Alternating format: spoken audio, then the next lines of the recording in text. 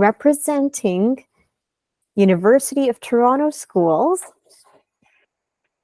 Avi and William. Try to remember back to when you were in high school or elementary school. Chances are you participated in some sort of extracurricular program. Maybe your parents sent you to tennis classes. Maybe you did hockey after school, or maybe you even did debate classes on the weekend. But the fact of the matter is that these classes are expensive, especially for a lower income family. The tennis classes we mentioned earlier, those are usually $45 to $90 an hour. A year of hockey can be $9,000 or more in equipment and fees, and those weekend debate classes can cost up to $50 an hour. So what do you do if your family cannot afford to send you to extracurricular programs? You either don't go and miss out on opportunities to learn and grow, or your family goes in debt to put you through these programs. In fact, more than half of Canadians' families are financially strained from their kids' extracurricular activities, and 1 in 4 has gone into debt as a result. At our school, UTS, and other schools across the GTA, we have some truly talented and smart students. We have debate champions, piano prodigies, and skilled badminton players. So we have this problem of unaffordable extracurricular programs and these incredibly talented students. Why not use one to fix the other? Cue Students for Students. Students for Students is a nonprofit organization that aims to create a network of affordable extracurricular programming, allowing students to participate in activities they enjoy, taught by students who are passionate about the subject matter for students. Our idea is based on 3 principles: affordable opportunities for all students, allowing them to try new things and do what they enjoy, irrespective of financial situation. Secondly, student teachers, allowing us to harness the power of our incredibly talented body of students, provide engaging courses at a low cost, and give younger students role models to look up to. And finally, we want to offer a wide variety of courses, from sports to debate to coding, so any student can find something that genuinely interests them. Here's our nonprofit business model. Our revenue stream would largely be the cost of the class, which would be low, $5 per student per class. As well, our website would be open for donations, and we are planning to apply for some grants as we start hosting classes. Our costs would mainly be our student teachers, who can be paid at $15 to $20 an hour or volunteer for our organization. To advertise, we plan on leveraging existing systems like social media and individual school newsletters to get the word out, as well as our website. Finally, anticipate that we're going to need to spend some money on equipment for our courses in sports. So if there are 10 students in a class, that would be $50, with 20 going to the student and the rest, $30, being able to be used to pay for materials. With our idea, we have a number of assumptions that need to be validated. Firstly, there are students willing to teach our courses, which was validated by a survey we sent out to our school. We identified 11 prospective students who are passionate and experienced in the manner that they want to teach and available to teach once per week. Here's a pie chart showing the different subject areas our student teachers would be able to lead a class in. As you can see, there's an immense variety of subject areas. We have baseball and badminton, debate and model United Nations, piano and canoeing, and so much more. Our business model also assumed that there is a need for these extracurricular programs and that parents would sign their kids up. Both of these assumptions were validated by interviews that we conducted. Through interviewing teachers at the Meadowvale Public School, a school in the Toronto District School Board, we found that there absolutely is a need for more extracurricular programs in public schools. Amongst the teachers we interviewed, almost all felt that there were little to no extracurricular opportunities in public schools. Our third assumption was that parents would sign their kids up for our programs, and this was also validated. After talking with the parents of the students at Meadowvale, over 80% would be interested in enrolling their children in at least one of the programs we identified amongst our student teachers. Here's what this competition looks like in the City of Toronto and the GTA. Businesses like Kumon, YMCA, and Learning Through Tutors all provide extracurricular programs for students, like Students for Students does. Let's see how they stack up. Although Kumon is very popular and provides after-school programs, it only has reading and math programs and allows students to work for the company. It isn't really affordable at around $200 a month and isn't student-run.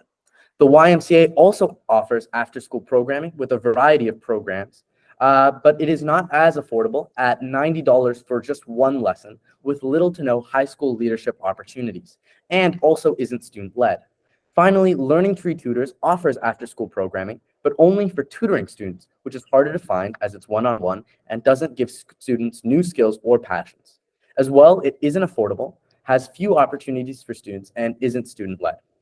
However, Students for Students offers affordable after-school programming at $5 an hour, a variety of classes, has tons of opportunities for high school students to teach, and is student-led, giving us a unique perspective on what students want and need. So who are we? My name is Avi, and when I was young, I loved to learn. I know it sounds a bit corny, but it's true. I remember vividly, I asked my parents when I was younger to sign me up for all kinds of classes. I wanted to sign up for dance classes, robotics, debate camps, because I wanted to learn it all. But for a middle-class family in Scarborough, that wasn't really viable for us. And I remember my parents had to sit me down and tell me that they couldn't sign me up for all of these programs because it wasn't affordable. And that kind of broke my heart a little bit. And I don't think that should have to happen to anyone else. If you want to learn, you should be able to, irrespective of your financial situation, which is why I'm invested in Students for Students. I am William, and I was not like Avi. I did not really want to learn. Even though from an early age, my parents always tried to tell me the value of hard work. But they had to force me to go to Kumon to learn math and English. And I hated it so much that I would occasionally skip pages and say that they were stuck together and I didn't see them.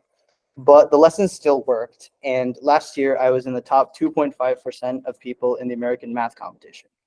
And that would not have been possible without the education and guidance that I received at Kumon. Education is essential. And if someone like me can do great things, I guess, with even after resisting studying, imagine what someone who actually wanted to study when they were young could do. And that's why I want to make Students for Students, so that anyone who has potential can learn. An integral part of our idea is our website. On it, we hope to show all the programs we offer and their locations, and allows parents to sign up their children for classes and pay for them. A demo version of our website is pictured here. It's currently under development, but we know what we have to do. On our website, you'll be able to see locations to take classes near your location and be able to sign up and pay for classes online. And you'll be able to join our organization as either a teacher or a student. We also want to receive feedback from this website on how to improve our services. And if you want to see a kind of demo version of our website in action, it's at studentsforstudents.ca. So what have we done so far in order to make this a success? Well, our idea was born in late October, and since then, we've been laying the groundwork for this organization. We conducted interviews with teachers, parents, students, and our feedback was overwhelmingly positive. This is something people want to see. In December, with the confirmation that we were on the right track, we started to look for students that would be interested in leading our classes, and we were pleased to say that there is definitely interest in something like this. We've also reached out to Toronto District School Board schools to see whether they'd be okay with us hosting classes in their schools. Their response was if we have the resources, have the teachers, they'd be open to letting us host in their buildings. What is our progress so far? Well, we'll be hosting our first workshop in the Toronto District School Board on May 30th, which is tomorrow. This will mainly be a trial run to see what we can do and will be free. We're hoping to use this chance to gain insights and feedback on our plans. So there are still things that we have not done. Of course, we need to finish our website. Though we haven't started that many classes, we're still going to need a place in order to book and organize them and connect with people. This will be the first step. Thank you guys for listening. Do you have any questions? Well-formed presentation, Abby and William. Let's first go to Raj. It was an amazing presentation. You covered a lot. A quick question. We're looking at a business model. Your students now, how long do you anticipate this business to last? What's your future? How long? Because once you've graduated yourselves, you move on to your careers. What happens to this business model? Well, naturally, we want Students for Students to last as long as it can, as we're really passionate about its mission and what it stands for. So I believe me and William, our plan was to keep going with this idea until we reach the kind of university application or getting into university. And hopefully, since Students for Students is high school student run, that's kind of the foundation of our mission, we'd hopefully be able to pass on to younger leaders, and hopefully they would be able to continue our mission, continue our plan, and keep Students for Students going. Now, you're planning to carry the same model to the universities that you go to, correct? So Students for Students, our idea, hopefully I picked up on your question. We're planning on the main idea is having high school students teach courses directed at grades 4 to 8 younger elementary school students. So when we become university students, we'll hopefully pass on the leadership of that organization and the running of that organization to future high school students. We'd maybe play a role, but generally we want high school students to be able to teach these courses. Okay, you answered my question there. Thank you.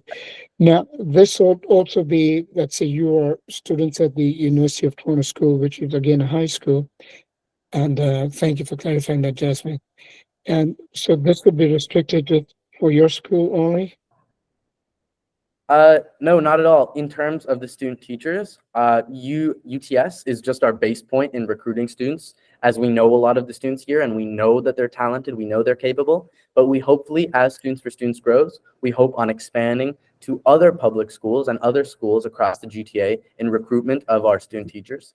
And as for where our programs are hosted, they're already taking place at TDSB schools. Our first program, which is tomorrow, it will be a coding workshop, Coding 101, hosted by William Lee at the Meadowvale Public School in the TDSB. And that's open to anyone, irrespective of where their school is. Yeah.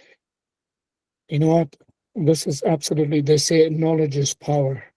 And if we can get our younger generations educated well, that's our future. That's the country's future. Exactly. I think you're on the right path. I commend you for looking into that. And I wish you all the best. I really don't have many questions, very honest for you. You've done a fabulous job in your presentation. It's absolutely amazing. You covered the corners. You explained exactly what you've done your work well. You've done your pricing well, which is crucial to every parent who's got a kid going to, high school, university. And yes, it costs a lot. You put in the pricing. Sometimes, like most parents, you're given the figure stats that not many parents can afford that extra curriculum, activities for the children. I wish you all the very best for the vision that you have. Once again, fantastic. Keep it up. Thank you so much. Thank you. That was great feedback, Raj. Thank you. Well responded, Abby and William. Let's go now to Jennifer. Well, let me start by saying that I'm absolutely blown away by the presentation. You two are extremely intelligent, and as an adult, thinking back to my high school days, I'm just amazed at the depth of your intellect and how you're able to communicate that to us adults. I have absolutely zero questions. Zero questions, except I might ask, what is your first goal? You've thought of everything else. What is your first goal in terms of after this gets launched? What would be your first goal? Well, the first goal would have been to host the first class, which is tomorrow, which hopefully is going well. But Your second goal. after that, the next step would be to scale larger. So getting a student that's not one of us, not one of the founders, to teach something, and Right. then perhaps after that, get it occurring at multiple locations, multiple schools, Mhm. and from there we'll see. Yeah, just a little bit of progress on our second goal of hosting probably at more schools and having external student teachers. We're hoping on releasing an applications process to the other students in our school and hopefully in different schools later on, come summertime, maybe the end of the school year. And as well, we just had a meeting with a principal at another TDSB school who encouraged us to apply for partnership within the TDSB. So that's also something we're looking for. Wow. Keep it up. I mean, it's just the beginning for you two, just the beginning. And now, Bradley, I'd love to hear what you have to say to William and Abby about this educational business. Well, first of all, just like my other judges, Raj and Jennifer there, I have to congratulate you guys on coming up with a really innovative solution to a genuine problem that we're facing. And I think it's really important to stress a few really key important elements here. And I love in the comparison that you were doing there, that you were talking about Kumon and the Y and the learning tree. I volunteered at the Y when I was your age. Every day after school, Monday to Friday, I was there volunteering, because if I volunteered, I got to take classes for free. And so I was there every day, my school till I think it was about 10 o'clock at night, kept me right out of trouble and learned a lot of skills, one of which was leadership. And so I think that when you guys are setting this up and presenting it to expand and scale it, is that you should have it set up because I think the direct approach would be, as we're doing, principal and then student council, because student council are the natural leaders already of these schools. And so you want to be setting it up where it's sort of like the student for students leadership element, because you need to scale you guys into each school. So I think that's one other element I would recommend that you sort of work on, is into sort of step 3, is to get into the leadership element, to figure out how can you duplicate you, because that scalability, as Raj can attest to, is really the key to success. Because as the leaders and the visionaries, you need to have people that can duplicate that and move forward. And that's the success in business, is if you can leave the business and it can grow. And that's, at the end of the day, that's what it's all about. And you guys have that concept already. You guys are going to move on and do other great things in this world. And believe me, you're going to do other great things in this world. But that you want this to continue on as part of your legacy. And that's really important. And so that's the next step I see you guys doing.